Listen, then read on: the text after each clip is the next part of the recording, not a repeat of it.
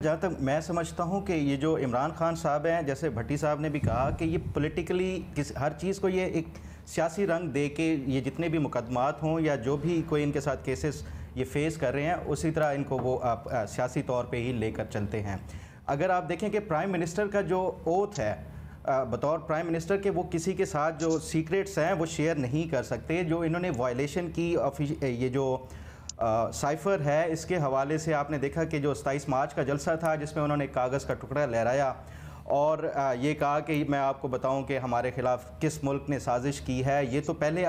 इन्होंने अपना जो ओथ था बतौर प्राइम मिनिस्टर, ये उसकी उन्होंने खिलाफ वर्जी जब की और उस पर ये जो अभी मौजूदा मुकदमा है इस पर सेक्शन 5 जो ऑफिशियल सीक्रेट एक्ट है, इसका जब इन्वोक होगा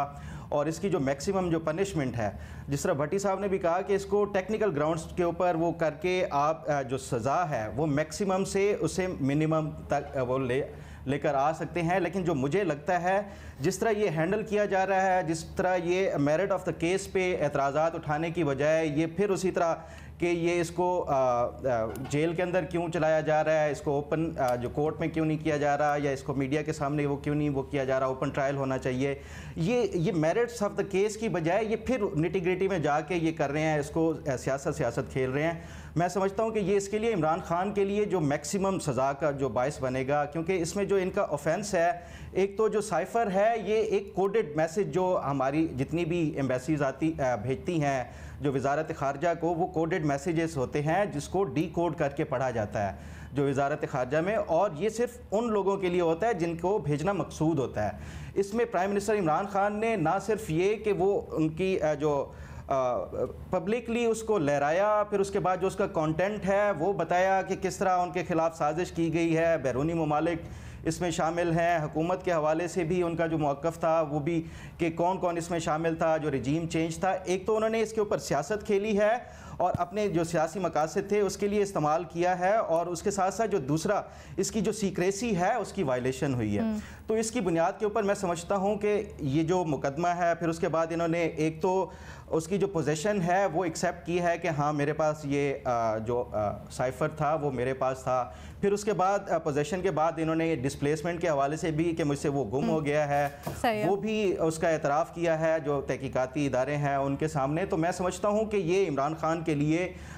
मैक्सिमम जो सज़ा है इस ऑफिशियल सीक्रेट एक्ट और जो सेक्शन 5 इन्वोक किया गया है उसके तहत मुझे ये लगता है कि ये जो 2 से 14 साल के दरमियान सज़ा है, जो मुख्तलिफ लोगों से भी मेरी बात हुई वो ये समझते हैं कि इमरान खान को ये वो वाहिद मुकदमा है जिसमें वो लंबे अरसे तक वो जेल लेकिन फ़खर मेरा सवाल ये था फ़खर, जैसे एज ए सहाफ़ी मैं तो ये सोचती हूँ, आपका भी मैं इसके ऊपर राय जानना चाह रही हूँ कि क्या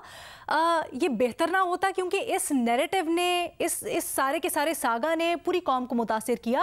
जहन साजी की, हम लोगों को कई सवालात करने पर मजबूर किया। तो ये अवाम के सामने आता सारा का सारा मामला, इसके ऊपर ट्रायल होता और फिर जो भी उनको सज़ा मिली है उसके मुताबिक होता। अब बहुत सी बातें हैं जिनके अंदर इबहाम है, तज़ब्ज़ुब है, क्या इससे